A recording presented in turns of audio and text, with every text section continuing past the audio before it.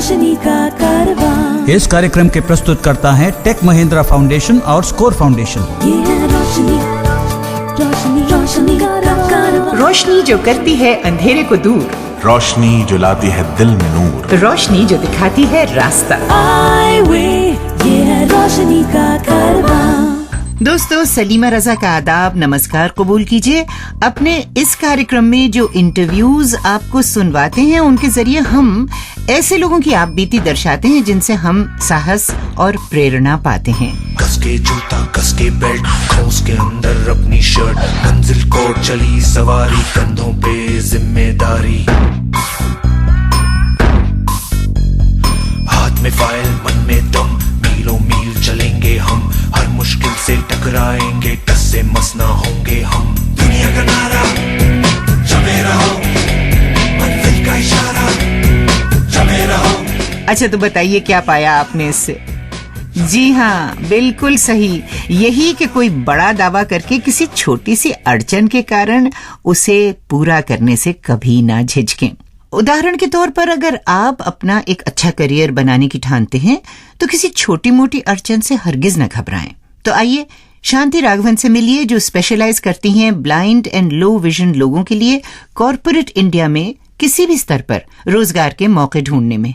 शांति राघवन एक संस्था की फाउंडर एंड मैनेजिंग ट्रस्टी हैं जिसका नाम है एनेबल इंडिया और जो बेंगलोर में है। हमारे साथी जॉर्ज इब्राहिम बहुत से रेलेवेंट मुद्दों पर इनसे बातचीत कर रहे हैं, खासतौर पर प्राइवेट सेक्टर में काम करने वाली महिलाओं से संबंधित मुद्दों पर।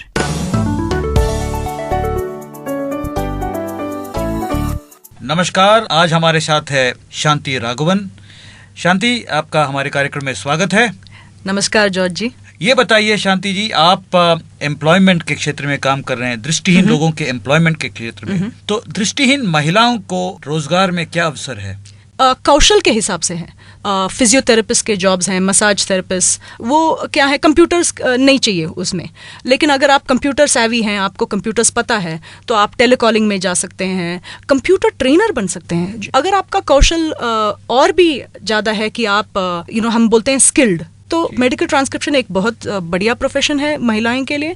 लेक्चरर तो है ही, ट्रेनर्स, HR तो आपको पता ही है, और जो टेक्निकल प्रोफेशंस हैं, it could be tester, programmer, production support, service management, ये तो और भी महिलाओं के लिए अवेलेबल हैं। आपने सेमी स्किल्ड की बात की, फिजियोथेरेपी वगैरह। करेक्ट। ऐसे लोगों को आपके सेंटर में कौन से एस्पेक्ट्स आप फोकस करते हैं ट्रेनिंग के लिए? क्योंकि फिजियोथेरेपी तो वो सीख के आए हैं। हाँ। हम लोग स्टार्ट करेंगे बेसिक मोबिलिटी के साथ, नोट टेकिंग, कैसे आप नोट्स लेंगे, फिर बेसिकली लॉट ऑफ एक्सपोजर का मतलब क्या है, आप हर जगह जाइए, अलग अलग जगह जाके आपका अनुभव आप वहां से प्राप्त करो। दूसरा वो करते हैं प्रोजेक्ट, वो एक्चुअली सोशल वर्क का एक प्रोजेक्ट करते हैं, क्योंकि उसमें बहुत चीज होते हैं। एक प्लानिंग, टीम वर्क, कैसे लोगों के साथ काम करना है, और अल्टीमेटली किसी को सहायता करते हैं।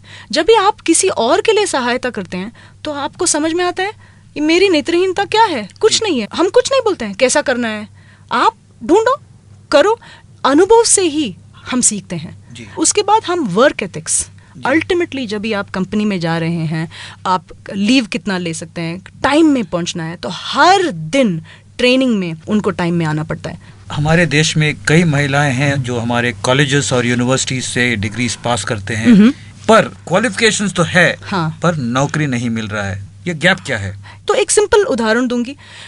सब सोचते हैं टेलीफोन ऑपरेटर का जॉब तो इजी है, बट आप सोचिए, जब भी कोई कॉल करता है और बोलते हैं ये मैसेज, लेट्स से, हाँ मेरा नंबर है ब्ला ब्ला ब्ला, तो जब भी वो टेलीफोन ऑपरेटर वो नंबर नोट कर रहा है, तभी क्या उनके पास उनके औजार हैं, रिकॉर्डर है, कैसे नोट कर रहे हैं, उसमें अगर वो मिस्टेक करेंगे, फिर आप आएंगे और बोलेंगे कौन है, और आप नंबर ट्राई करोगे, उसमें अगर कुछ गलती होगी, तो आप ये टेलीफोन ऑपरेटर के बारे में क्या सोचोगे?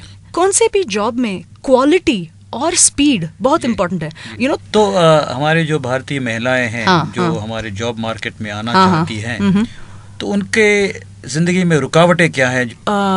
पेरेंट्स का बहुत हाथ है इसमें, बहुत ही प्रोटेक्टिव हो जाते हैं। उनको डर लगता है कि मैं नेत्रहीन है और महिला है तो वो कैसे काम करेगी, कैसे तो क्या होगा, घर से बाहर जाएगी, तो प्रॉब्लम क्या होता है कि अपॉर्चुनिटीज हैं, लेकिन अगर ट्रेनिंग करना है या कॉलेज के लिए कहीं और जाना है, पेरेंट्स अगर माँ बाप उनके लिए सपोर्ट देंगे कि नहीं तुम कर सकती हो, क्योंकि हम जिंदगी भर नहीं रहेंगे और नेत्रहीन कोई भी होगा उनके लिए ये आत्मनिर्भर होना जरूरी है, लेकिन नेत्रहीन महिला को आत्मनिर्भर होना एब्सोल्युटली जरूरी है। बट ये बात है शांति कि हमारे जो महानगर है, यहाँ पर सच बात यह है कि महिलाओं के लिए उतना सुरक्षित नहीं है।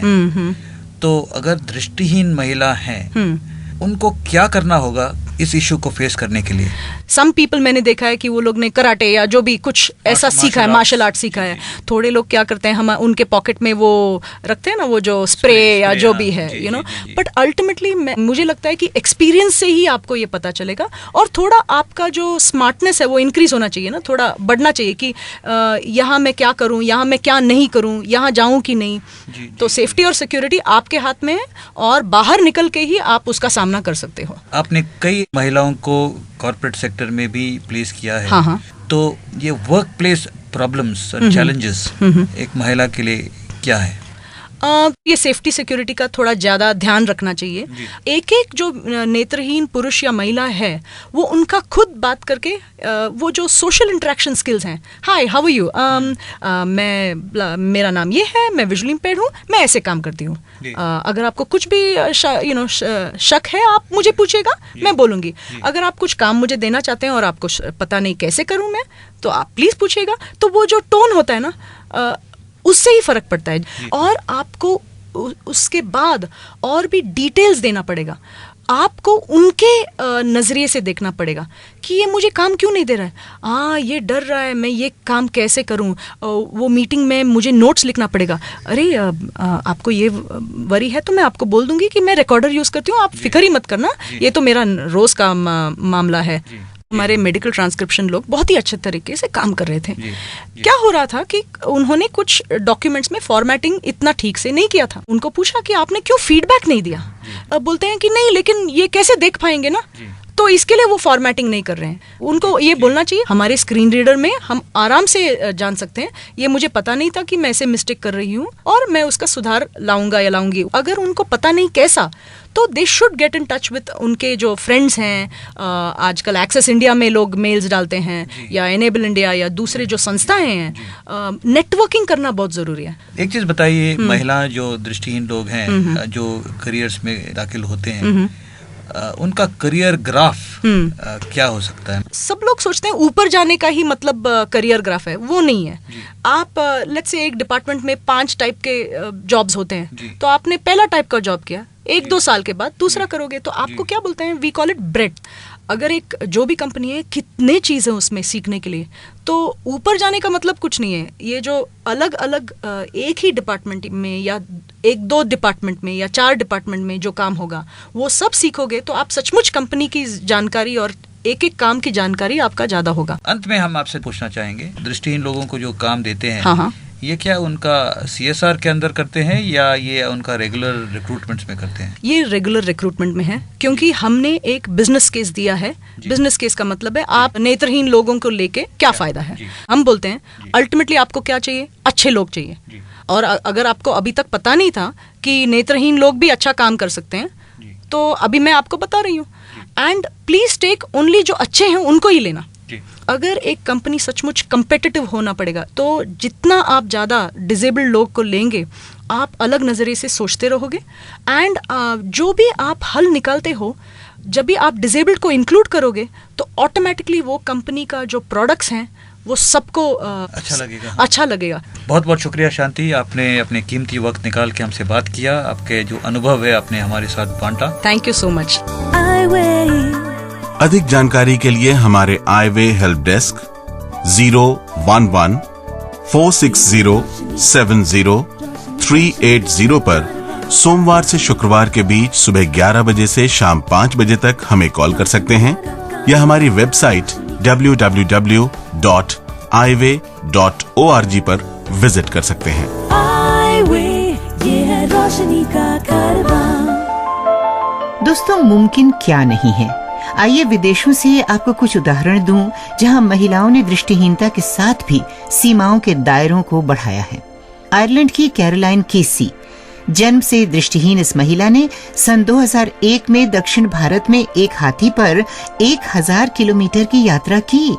मकसद था आयरलैंड के दृष्टिहीन लोगों के पुनर्वास के लिए और एशियन हाथियों की सुरक्षा के लिए अच्छी राशि जुटाना। ऐसी एक शख्सियत रही है क्यूबा की एलिसिया अलोंसो, जो कि बैले डांसर हैं। मात्र 20 साल की उम्र में उन्होंने अपनी दृष्टि खो दी, लेकिन उसके बाद जिस तरह उन्होंने बैले की दुनिया में फिर से कामयाबी की सीढ़ियां चढ़ी, वो काबिले तारीफ है। एलिसिया को कला में अपने योगदान के लिए लाइफ टाइम अचीवमेंट अवार्ड से भी सम्मानित किया गया। बारबेडोस में जन्मी कैरियान आइफिल, 5 साल की उम्र में उनकी दृष्टि चली गई। कंप्यूटर, ब्रेल और अन्य टेक्नोलॉजी का इस्तेमाल करते हुए अपनी पढ़ाई पूरी की। सन 2008 में 34 साल की उम्र में कैरी एन आइफिल बारबेडोस की सांसद चुनी गई। और अब आता है हमारा कॉन्टेस्ट सेक्शन। एपिसोड 145 में हमने आपसे पूछा था, इंक्लूसिव एजुकेशन यानी समावेशित शिक्षा के अंतर्गत दृष्टिहीन बच्चों को स्कूली शिक्षा कैसे दी जाती है। इसका सही जवाब है ए, दृष्टिवान बच्चों के साथ एक ही क्लास में। अच्छा, अब मैं बुला रही हूँ हमारे टीम मेंबर प्रणय गडोदिया को, जो कि आज के विजेता का नाम आपको बताएंगे। सबसे पहले तो मैं ये बताना चाहूंगा कि हमारे पास में बहुत सारे जवाब आए, पर 75% से ज्यादा श्रोता आज भी ये समझते हैं कि एक दृष्टिहीन बच्चा सिर्फ एक स्पेशल स्कूल, जिसे हम आमतौर पर ब्लाइंड स्कूल कहते हैं, उसमें पढ़ सकता है। पर ऐसा बिल्कुल नहीं है आज। खैर, जो लकी विजेता बने हैं वो है दिल्ली से कौन?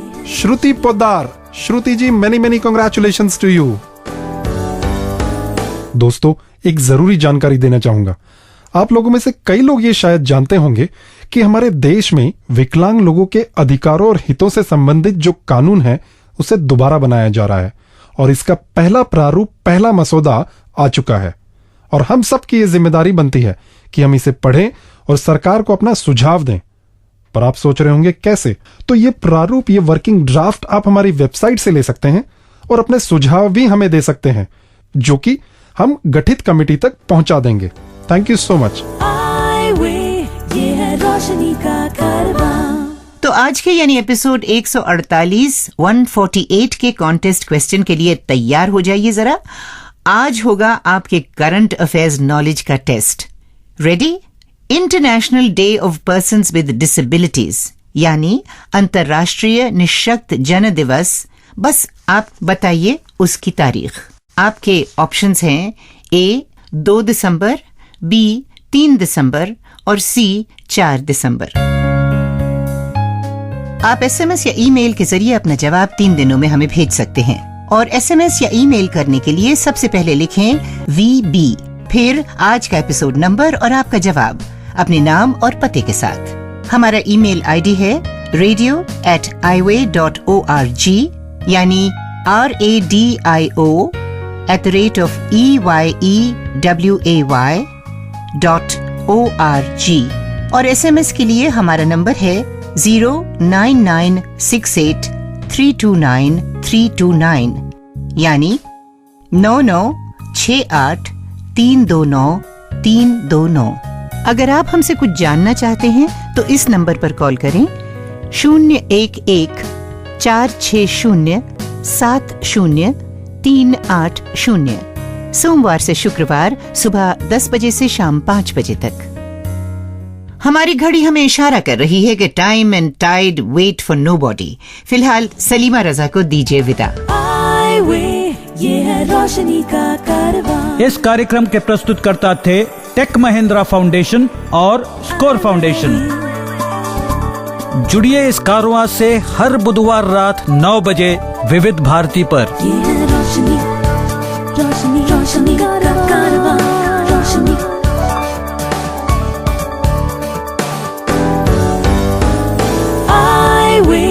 ये है रोशनी का कारवां।